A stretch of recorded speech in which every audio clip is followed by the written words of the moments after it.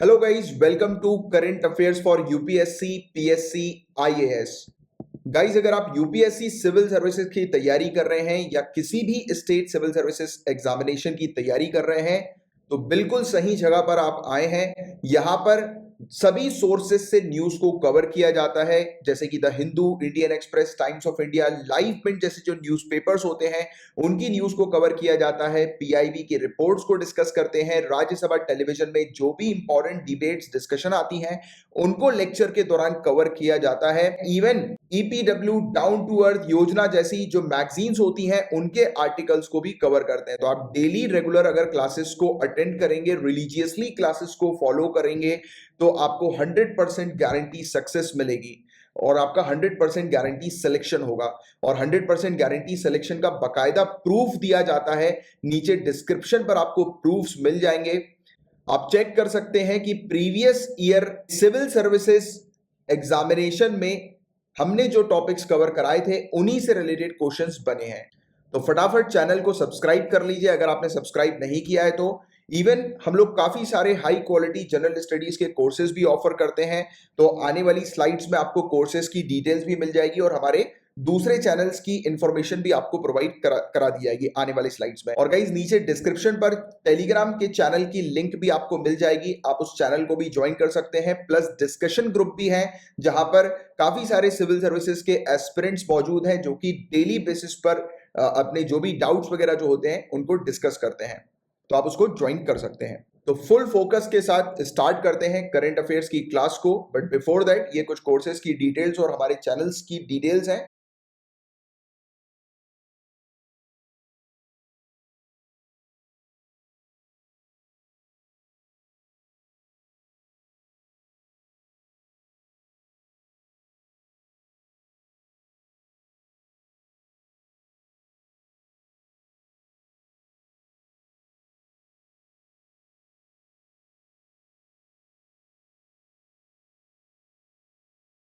आने वाले कल के आईएएस आईपीएस ऑफिसर्स को मेरा नमस्कार। तो चलिए क्लास को स्टार्ट करेंगे।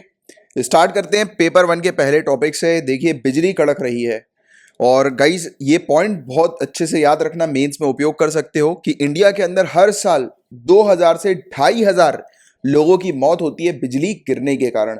और नेचुरल डेथ का सबसे बड़ा कंट्रीब्यूटर है लाइटनिंग, राइट, बिजली गिरना।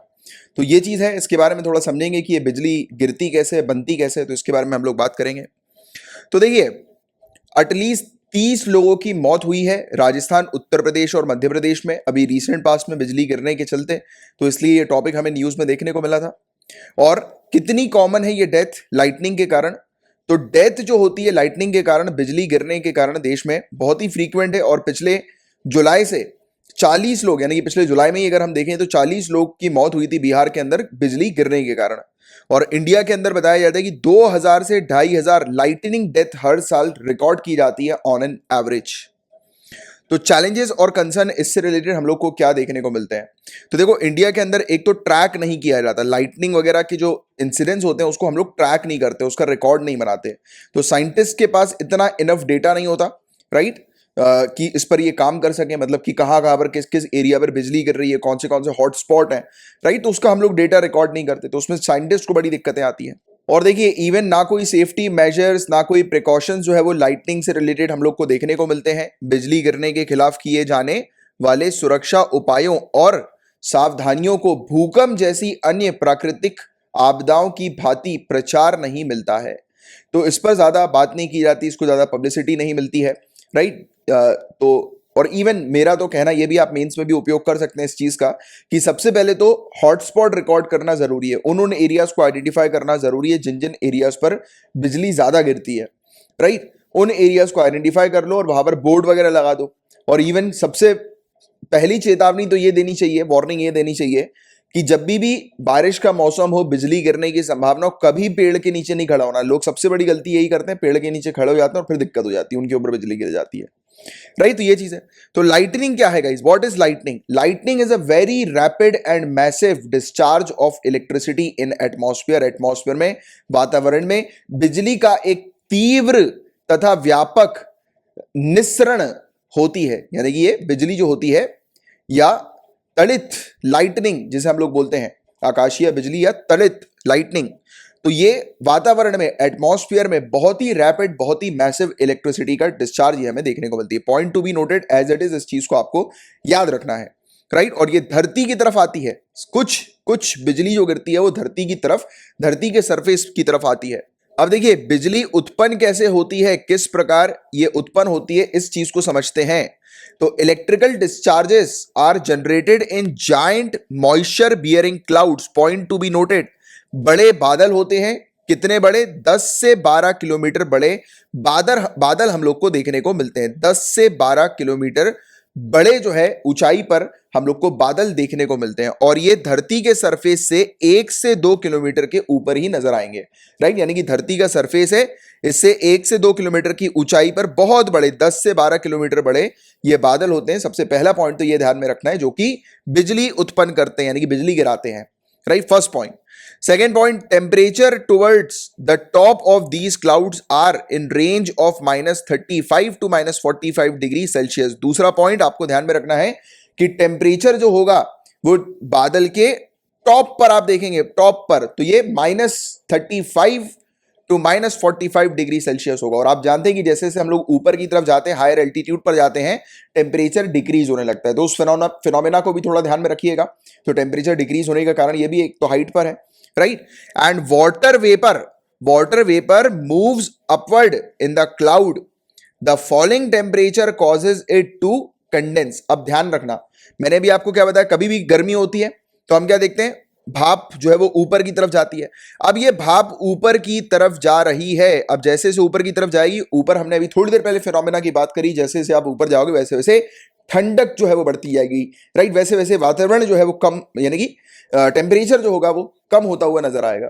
तो आप ऊपर गए, अब वाटर वेपर ऊपर गई और ये क्या हुई, कंडेंस हो गई, ठंडी हो गई, और heat is generated in the process, और इस प्रोसेस में हीट जनरेट होती है, हीट, क्योंकि देखो अल्टीमेटली ये क्या लेकर जा रही है अपने साथ, ऊपर हीट लेकर जा रही है, राइट, हीट ही लेकर जा रही है, और हीट जो है वो वहां पर आकर जनरेट हो गई, which pushes the molecules of water further up, और हीट के कारण ये मॉलिक्यूल्स और भी ऊपर जो है वो जाने लगते हैं। As they move to temperatures below 0 degree Celsius, जैसे इतने ऊपर ये चले गए कि टेम्परेचर 0 हो गया, और आप जानते हैं कि पानी 0 डिग्री पर बर्फ बनता है। The water droplets change into small ice crystal, तो ये ऊपर चले गए और ऊपर जाकर छोटे छोटे आइस क्रिस्टल्स में ये कन्वर्ट होंगे, and they continue to move up gathering mass until they are so heavy that they start to fall to earth. Point number 3, तो हमने क्या समझा पहले पॉइंट पे, फिर से रिपीट करते हैं। पहले पॉइंट पे क्या हमने देखा, बड़ा बादल होना चाहिए। दूसरे पॉइंट पर हमने देखा ये बादल के ऊपर वाले हिस्से में हम लोग को -35 टू -45 डिग्री टेम्परेचर देखने को मिलता है, यानी कि बर्फ बन चुका है वहां पर। फिर हमने देखा कि ये जो वाटर वेपर ऊपर की तरफ मूव करता हुआ जाता है, तो ऊपर वाले एरिया पर जैसे से ऊपर जाएगा ठंडा होता जाएगा, ठंडा होता जाएगा, और 0 डिग्री तक पहुंचेगा, और जैसे ही 0 डिग्री तक पहुंचेगा ये क्या बन जाएगा, आइस क्रिस्टल बन जाएगा, आइस क्रिस्टल बन जाएगा, और भी थोड़ा ऊपर जाता रहेगा, और जब तक ये ऊपर जाएगा, जब तक ये इतना हैवी नहीं हो जाता कि धरती पर गिरे, राइट। वो याद है, ओले, ओले धरती पर गिरते हैं, तो कैसे गिरते हैं, कैसे बनते ओले, यही एक फिनोमिना होता है कि ओले बनने का। अब आगे की बात करते हैं। This leads to a system in which simultaneously smaller ice crystals are moving up। अभी हमने बात करी 0 डिग्री पर छोटे छोटे आइस के क्रिस्टल जो है वो ऊपर की तरफ मूव कर रहे हैं। अब मैंने आपको बताया था कब तक ये मूव करेंगे, जब तक ये इतने भारी नहीं हो जाते आपस में मिलकर कि ये गिरना शुरू कर दें। तो अब ये धीरे धीरे आइस क्रिस्टल ऊपर की तरफ मूव कर रहे हैं, और ऊपर से बड़े आइस क्रिस्टल नीचे की तरफ मूव कर रहे हैं। अब ऊपर से एनर्जी नीचे आ रही है, नीचे से एनर्जी ऊपर आ रही है। अब जब ये आपस में टकराती हैं, एक दूसरे के पास आती हैं, तब इनका जो कोलिजन होता है, टकराहट इनकी जो हम लोग को देखने को मिलती है, टकराव जो इनका देखने को मिलता है, वो इलेक्ट्रॉन्स को रिलीज करता है। कोई भी चीज आप ले लो, किसी भी चीज पर अगर आप मूवमेंट करोगे तो वो एनर्जी जनरेट करेगा। अरे सिंपल सा एग्जांपल लो ना, हम पानी के मूवमेंट से इलेक्ट्रिसिटी बना देते हैं। गलत बोल रहा हूं तो बताओ, हम पानी के मूवमेंट से इलेक्ट्रिसिटी बना देते हैं। हम क्या करते हैं, बचपन में एक एक्सरसाइज करी होगी सभी ने, राइट, मस्ती करी होगी, ऐसे सीट पर बैठे होंगे, सीट पर बैठ के पीछे जो है वो टॉवल से मारा होगा, राइट, सीट मतलब चेयर पे, एक प्लास्टिक की चेयर पे बैठे होंगे, पीछे टॉवल से मारा होगा, और फिर दोस्त को बोलोगे आज छूना, दोस्त को जैसे ही छूओगे करंट लगेगा, राइट, इलेक्ट्रिसिटी। मतलब इसी टाइप की, यानी कि मतलब पावर, एनर्जी को आपको बस डिफाइन कर रहा हूं, फिनोमेना वो दूसरा होता है, एनर्जी को मैं आपको डिफाइन कर रहा हूं। और हर चीज, हर मूवमेंट, जहां पर भी मूवमेंट हो रहा है वहां पर एनर्जी हम लोग को नजर आएगी। तो ये क्या है, एनर्जी। आपस में कोलिजन हुआ, ऊपर से ड्रॉपलेट नीचे आ रहे थे, हैवियर ड्रॉपलेट्स, और जो ज्यादा हैवी नहीं है वो ऊपर की तरफ जा रहे थे, और इनके कोलिजन से एनर्जी जनरेट हुई और इलेक्ट्रॉन्स रिलीज हुए। And the process that is very similar to generation of sparks of electricity. बिल्कुल ये प्रोसेस वैसे ही है जैसा मैंने अभी आपको एग्जांपल दिया, स्पार्किंग होती है। कभी आप बोलिए एक्सरसाइज करना, अभी तो नहीं करते हो, बचपन में डेफिनेटली करिए, जिन जिन ने करिए रिलेट कर गए होंगे उस एक्सरसाइज से, तो जरा नीचे कमेंट बॉक्स पर आंसर बताना कि हाँ सर हमने भी किया था ऐसा। मैंने तो बहुत किया था। मैं तो बैठ जाता था प्लास्टिक की चेयर पे, अपने छोटे भाई से बोलता था वो कर, पीछे टावल मार, थोड़ी देर तक टावल मारते थे, और फिर जैसे ही उसको टच किया एकदम हल्का सा चिंगारी निकलती थी।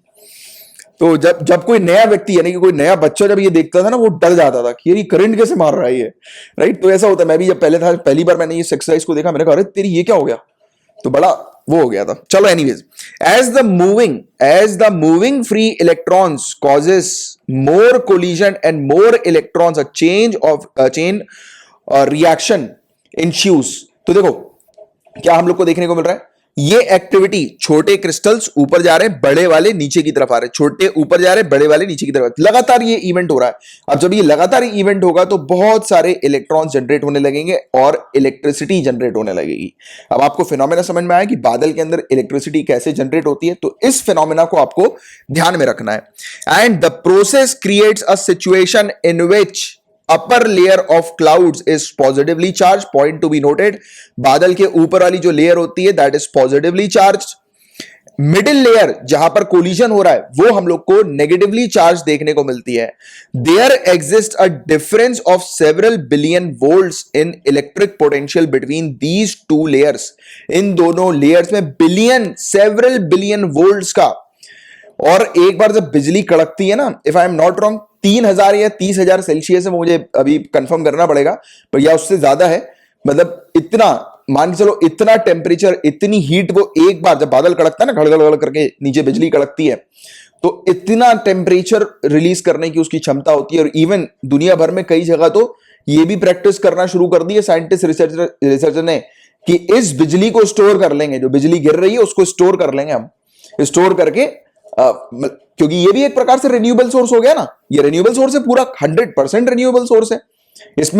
इससे आप जब बिजली कलेक्ट करोगे, राइट, यानी कि इसके अगर पावर को, इसकी अगर हीट को, बिजली को अगर आप स्टोर करके रख लोगे, तो क्या होगा, जैसे कोयले को जलाकर हम पावर बनाते हैं, अब आपने इसको अगर स्टोर कर लिया और इसका इस्तेमाल कर लोगे पावर में कन्वर्ट करने में, तो एनवायरमेंट पल्यूट नहीं होगा। तो ये भी एक चीज है जो कि आप अपने मेंस में लिख सकते हैं। यहां पर इस आर्टिकल में ये चीज नहीं दी हुई है, ये आप मेंशन कर लीजिए। मुझे स्टूडेंट बोलते हैं कि सर एडिटोरियल पढ़ लें क्या? क्यों पढ़ रहे हो जब मैं पूरी चीज करके देता हूं? तो टाइम वेस्ट करना है तो कर लो, आपकी मर्जी, राइट। मेरा काम ये होता है, कल मुझे एक स्टूडेंट बोल रहे थे, सर आपका लेक्चर तो आता है 1 घंटे में है, बट मुझे 2.5 घंटे लग जाते हैं उस लेक्चर को पूरा नोट्स वोट्स बनाने में। तो आपको अगर सिर्फ नोट्स बनाने में 2.5 घंटे लग रहे हैं, तो सोचो मैं पूरे दिन में क्या क्या करता हूं, राइट। सिर्फ एक बार इमेजिन करो, और फिर आपके सामने जो चीज लेकर आता हूं जिससे कि आपको सक्सेस मिलती है, आप ये सब पॉइंट्स को उपयोग करके सक्सेस हासिल करते हैं। और दूसरी बात, और मैंने भी स्टूडेंट को बोल के रखा है, उन्हीं को बोला, मैंने कल बताया, उनको शायद पता नहीं था, नोट्स बनाने की जरूरत ही नहीं जब आपको यहां से पूरी चीज प्रोवाइड की जा रही है, राइट। पूरी फैसिलिटी आपको दी जा रही है, पीडीएफ पैकेज मात्र 100 रुपीज पर मंथ की फीस में दी जा रही है। कुछ होते हैं कंजूस लोग, मुझे पता है, उनको जेब से 100 रुपए भी नहीं निकलता, बट गाइस जब तक आप अभी देखिए, कुछ ऐसे होते हैं लड़के कि गर्लफ्रेंड को कहीं घुमाने ले आना है तो 100 क्या 1000 रुपए खर्च करके आ जाते हैं, बट खुद की नॉलेज के लिए 1 रुपए नहीं निकलता। वो ठीक है, आपका वो जो भी सोच है, जो भी चीज है, बट मैं सभी से यही कहना चाहूंगा, इन्वेस्टमेंट करो तो ऐसी जगह करो जिसमें आपको अच्छा रिटर्न मिले। बाकी फिर आपकी मर्जी, आपके लिए सब कुछ है। और बाकी मेरा काम तो यही है, जब तक अपना सर्वाइवल चल रहा है, जैसे जैसे करके वैसे वैसे खींच रहे हैं, नहीं चलेगा तो बंद कर देंगे, उसमें क्या है, राइट। दूसरी चीज देखेंगे, क्योंकि कभी भी परेशान नहीं होना। और दूसरी बात, जैसे कुछ स्टूडेंट मुझे बोलते हैं, सर पैसे नहीं है, ये नहीं है, वो नहीं है, हालत खराब हो गई, ये हो गया, वो हो गया। अरे कितने साल की एज है? मेरे ख्याल से आप ग्रेजुएशन तो कर लिया होगा आपने, तो कुछ ना कुछ तो करना जरूरी होता है ना। स्टूडेंट मेरे पीछे पड़े जाते हैं, 100 रुपए के पीछे पड़े जाते हैं, बोलते हैं कि सर ये 100 रुपए की फीस मत करो, थोड़ा सा रिलैक्सेशन दे दो, हम बहुत गरीब परिवार से हैं, ऐसा है वैसा है। मुझे पता है 100 रुपए शायद, बट मुझे तो नहीं लगता यार कि कोई 100 रुपए भी इस समय पर नहीं कमा रहा होगा, क्योंकि अगर नहीं कमा रहा है तो फिर आपकी गलती है, आप कुछ कमाना चाहिए। इतने बड़े हो गए हो, कब तक फैमिली के ऊपर डिपेंडेंट रहना है, राइट? फैमिली के ऊपर सबसे पहली चीज तो फैमिली के ऊपर डिपेंडेंट रहना छोड़ दो। ग्रेजुएशन के बाद, मैंने तो 12th के बाद, ग्रेजुएशन भी नहीं होता, 12th के बाद मैं कॉल सेंटर में मैंने जॉब करना शुरू कर दिया था। मैंने अपनी सोच को वो बना लिया था कि जैसे ही 12th करूंगा उसके बाद अपने खर्चे पूरे अपने हिसाब से टैकल करूंगा। मैं रात में 9 बजे से लेकर सुबह 6 बजे तक एक कॉल सेंटर पे जॉब करता था, इंटरनेशनल कॉल सेंटर था वो। बहुत मजा आया था उस पीरियड में भी, बहुत मजा आया था। बहुत कुछ किया मैंने यार, रियल एस्टेट इंडस्ट्री में भी रहा मैं, बहुत किया मैंने, बहुत कुछ अलग अलग टाइप के काम किए।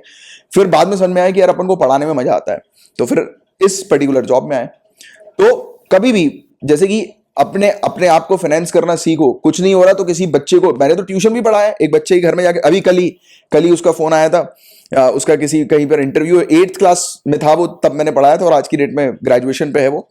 8th या 7th क्लास से मैंने शुरू किया था उसको पढ़ाना, और वो अभी मतलब ये है मतलब कि एक अच्छा कॉलेज जो है वो ढूंढ रहा है, मतलब आगे फर्दर पढ़ाई करने के लिए। तो उसके कॉलेज का कुछ इंटरव्यू था, इंस्टीट्यूट का, कुछ इंटरनेशनल इंस्टीट्यूट था। तो मुझे पूछ रहा था कि सर क्या करूं, ड्रेसिंग सेंस कैसी लूं, तो बोला अच्छा लगता है इस टाइप से, क्योंकि मैंने तो उसको पर्सनली उसके घर जाके पढ़ाता था, मैं होम ट्यूशन देता था उसको मैं। तो करना चाहिए अपन को अपने आप को, अभी अगर अपन इंडिपेंडेंट खुद से नहीं करेंगे अपने आप को। और दूसरी बात, कभी भी यार देखो, आप जो मेहनत कर रहे हो वो आपके लिए जो है वो लगता है कि बहुत मैं मेहनत कर रहा हूं, बट मेरे बैकग्राउंड से, क्योंकि लोग कई बार मुझे बोलते हैं कि अरे यार सर क्यों पैसा चार्ज कर रहे हो, सब जगह तो फ्री मिलता है। सब जगह फ्री मिलता है तो आप सब जगह से पढ़ लो, रोका थोड़ा है किसी ने, आप सब जगह से पढ़ लो। न्यूज़पेपर भी आता है, कुछ लोग तो मतलब ऐसा, मतलब इतनी, अब छोड़ो यार उस बारे में तो बोलवा ही मत, क्योंकि मैं खुद ये सब चीजें करता नहीं तो मुझे बड़ा बुरा लगता है, अजीब लगता है। और इवन मैं तो खुद अपने आप की स्किल्स को डेवलप करने के लिए बहुत सारी जगह पर मैं खुद इनरोल करता रहता हूं अपने आप को, राइट, कि कुछ और नया नया सीखने को मिल जाए। मैं भी बहुत सारे प्रोग्राम से जुड़ा हुआ रहता हूँ हर जगह। मेरे पास जो पैसा आता है, फैमिली के लिए देखा, कुछ देखा, जैसे जैसे करके क्रेडिट कार्ड में कहानी चलती है, बट फिर भी मैं कोशिश करता हूँ कहीं ना कहीं ऐसी जगह पे इन्वेस्ट करूं जिससे कि मुझे नॉलेज मिले, क्योंकि नॉलेज पर इन्वेस्टमेंट सबसे बेस्ट होता है। और इसमें अगर जो कंजूसी करता है तो फिर अब क्या बोले, अब छोड़ो। और कभी भी नहीं करनी चाहिए, कभी नहीं करनी चाहिए। आप देखना कभी भी, जैसे कि अगर आप कल को कलेक्टर बनने वाले हो और कहीं सही जगह पर इन्वेस्टमेंट करके अगर आपको सही नॉलेज मिल रहा है और टाइम आपका बच रहा है, तो टाइम से बड़ा और कुछ नहीं है। पैसा तो हमेशा कमा लोगे, और मुझे नहीं लगता कि मैं जो फीस रखता हूं वो किसी के लिए अफोर्डेबल नहीं है, राइट? चलो एनीवेज, चलो ये सब बातें जो बात की बात है, कभी कभी लगता है ना ऐसा यार इस टाइप से, क्योंकि आती है मेरे पास भी बहुत सारी प्रॉब्लम्स मैं फेस करता हूँ लाइफ में, क्योंकि जैसे आप प्रॉब्लम्स फेस कर रहे हैं वैसे मैं भी करता हूँ। बट इसका मतलब ये नहीं है ना, अपन को सोल्यूशन निकालने पड़ता है। अभी मैं इस मंथ मतलब अपने फादर के साथ बहुत जगह मीटिंग कर रहा हूँ, इधर उधर की, कुछ ना कुछ ऐसी फ्रेंचाइजी वगैरह खोलें कि जिससे कि सोर्स ऑफ इनकम एक जनरेट हो, राइट? तो इसलिए भी, क्योंकि करना तो पड़ता है यार। चाहे आप मेरी स्टेज पे जाओगे, कल को आप कलेक्टर बनोगे तो आपको अपने टाइम को चुराना पड़ेगा, आईपीएस बनोगे टाइम को निकालना पड़ेगा फैमिली के लिए, कुछ ना कुछ तो कहीं ना कहीं सेक्रीफाइस करना है। और देखिए आज के समय पर कई बार मुझे स्टूडेंट बोलता है अरे टाइम ही नहीं मिल रहा पढ़ने का। मत पढ़ो, क्यों प्रिपरेशन कर रहे हो? प्रिपरेशन करनी है ना तो उन लोगों को भी टाइम मिला है जिन लोगों ने अपनी नींद को खत्म करके प्रिपरेशन करी है। तो अगर ठान लिया आईएएस आईपीएस बनना, तो एक्सक्यूजेस को हटा दो और रास्ते पर चलना शुरू करो। देखना, अरे आप पैसों की बात करते हो यार, इतने सारे आपके पास एग्जांपल हैं। सबसे बेस्ट मोटिवेशन तो वो आईपीएस ऑफिसर है, सैफीन नाम है क्या उनका, क्या है मुझे नाम याद नहीं आ रहा एग्जैक्टली, सैफीन नाम है उनका। एक इंटरव्यू मैंने सुना था बहुत टाइम पहले, बड़ा मजा आ गया था यार। उस बंदे के पास उसकी माता, उसने खुद ने बताया कि उनकी मदर जो है वो दूसरों के यहाँ रोटी बनाती थी, काम करती थी, और उसके पास पैसा नहीं था, बट उसने माइंडसेट एक अपना क्रिएट किया कि यार मुझे वाजीराम एंड रवि में पढ़ना है। वाजीराम एंड रवि मैं खुद पढ़ा हूं यार, 1.5 लाख रुपए उसकी कोचिंग की फीस है वाजीराम एंड रवि की। मैं जब गया था तब उस समय उसके नेक्स्ट ईयर ही बढ़ाई थी उनने, बट मेरी फीस जो थी वो 1,06,000 कुछ थी जब जिस समय मैं गया था उस समय। तो अब लोग, अब उनने चलना शुरू किया तो अरेंजमेंट हो गई पैसों की, तो कभी मत टेंशन लिए अपने, आप पहले ही सरेंडर कर देते हो कि हमें तो चलना ही नहीं है, हमारे लिए तो हमारे पास पैसा ही नहीं है, हम तो ऐसे हो गए, हम तो वैसे हो गए। अरे किसी के सामने गिड़गिड़ाओ नहीं, किसी के सामने आपको झुकने की जरूरत नहीं है। पैसा नहीं है तो अरेंज करो ना, कोई बड़ी बात नहीं है यार। और मैं तो इसकी बात कर रहा हूं, आप तो 1-1 लाख की कोचिंग फीस में जाओ। मैं तो बोल रहा हूं 1-1 लाख रुपए देकर अच्छी जगह पे पढ़ो। अगर आपको लग रहा है कोई, मेरे साथ तो यही चीज रहती है। मैं तो आज पढ़ाने वाली स्टेज में हूं, बट मैं कुछ कोर्सेज मैं देखता हूं और मुझे लगता है कि अरे यार ये फैकल्टी तो बहुत ही बेहतरीन है, तो उसकी कोचिंग की फीस अगर 50,000 भी है ना तो भी मैं देकर पढ़ता हूं, अरेंज करके। भले ही ईएमआई पे कर लिया, जैसे जैसे करके इधर उधर से मैनेज कर लिया और कर लिया, क्योंकि नॉलेज एक ऐसी चीज है कि वो आपको हमेशा इंप्रूव करती रहती है। तो आप अभी, मुझे पता है कि आप अभी ग्रोइंग स्टेज पे हैं और मैंने शायद ज्यादा बात कर लिया, आई एम सॉरी। चलो ठीक है, अभी अपन टॉपिक पर आ जाते हैं वापस, बाद में कभी बात करेंगे, ठीक है। और कभी कभी मैं ऐसे ही ज्यादा बात करना शुरू कर दूं ना, तो आप लोग को अगर जिनको पसंद नहीं आ रहा तो आप आगे बढ़ा दिया करो, क्योंकि मेरा ऑब्जेक्टिव होता है कि मैं आप लोग को सिर्फ पढ़ाऊं नहीं, एक डायरेक्शन भी दूं लाइफ का, कि आपको किस तरीके के कदम उठाने चाहिए लाइफ में। लाइफ इज वेरी चैलेंजिंग यार, और लाइफ में चैलेंजेस हर स्टेज पर आएंगे, और आपने हर स्टेज पर अगर सही कदम उठाना सीख लिया तो you will be the winner, कोई आपको रोक नहीं सकता। तो due to this a huge electric current millions of amperes starts flowing between two layers in no time, two layers in no time. तो देखो ये चीज हमने देखी कि एक तो नीचे से ऊपर की तरफ ड्रॉपलेट्स डाल रहा है, आइस क्रिस्टल ऊपर जा रहे हैं, यानी कि पहले तो वेपर्स गए, फिर वो आइस क्रिस्टल बने, फिर वो जब तक हैवी हो रहा है तब तक उसी दौरान हम देख रहे हैं कि ऊपर से हैवी क्रिस्टल जो है वो नीचे आ रहे हैं। तो ये क्या हो रहा है, ये आपस में कोलाइड कर रहे हैं, और इतनी एनर्जी फिर ये इस प्रोसेस में डेवलप हो जाती है, बन जाती है कि वो एक बहुत बहुत ज्यादा मतलब एनर्जी जो है वो जनरेट कर देती है, और फिर वो फट के इलेक्ट्रिसिटी आती है। अच्छा, एक सिंपल सा क्वेश्चन, इसका जवाब देना। जब बादल में बिजली जो चमकती है, ठीक है, बिजली चमकती है, बहुत तेज आवाज आती है, थंडरिंग की, कड़कड़ाती हुई बिजली की आवाज आती है ना, तो लाइट पहले दिखती है या आवाज पहले आती है? लाइट पहले दिखती है या आवाज पहले आती है? अभी कभी इसका नीचे कमेंट बॉक्स पर आंसर लिखकर बताएं कि जब बादल कड़कता है तो लाइट पहले दिखती है या आवाज पहले आती है। तो आपको बता दें ये दोनों एक ही साथ होता है। आप बोलोगे नहीं सर कैसी बात कर रहे हो, हमें तो लाइट पहले दिखती है फिर आवाज आती है। वो इसलिए क्योंकि light travels faster than sound, light travels faster than sound. Light जो है वो साउंड से तेज चलती है, राइट? तो इसीलिए हमें लाइट पहले दिखती है फिर हमें साउंड सुनाई देता है। तो the phenomena is this behind this whole process. तो ये वाली चीज भी याद रखो, ये कहीं नहीं मिलेगी इस आर्टिकल में, ये मैंने अभी आपको अलग से बताई है, तो ये चीज ध्यान में रखना थोड़ा, ठीक है। As a result a large amount of heat is generated. अब देखिएगा गाइस, मैंने अभी थोड़ी देर पहले जो बात करी थी उसमें अगर किसी को बुरा लगा हो तो I am really very sorry, और बाकी ऐसा कुछ नहीं है। और इवन मुझे पता है कि जो लोग मुझे सपोर्ट करते हैं वो जानते हैं भी। कुछ दिनों पहले ही मेरी एक स्टूडेंट बोल रही थी कि सर हमने इतनी जगह पैसे बर्बाद कर दी और आपके कोर्स से इतना फायदा मिल रहा है कि आपको बता नहीं सकते।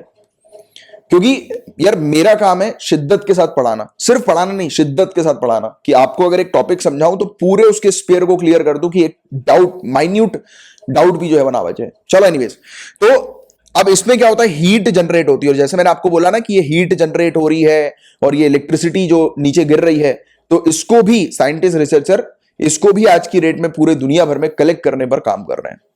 और इसके कारण हमें क्या देखने को मिलता है कि टेम्परेचर जो होता है एयर कॉलम का दो लेयर्स क्लाउड के बीच में, वो बढ़ जाता है, इंक्रीज हो जाता है, और इसी हीट के कारण जो हम लोग को कॉलम देखने को मिलता है, कॉलम एयर का, ये फटती है ना एयर का कॉलम, तो वो एक तो कलर नजर आता है, रेड अपीयरेंस हम लोग को, और लाइटिश ब्लू टाइप का अपीयरेंस जो है वो हम लोग को दिखाई देता है।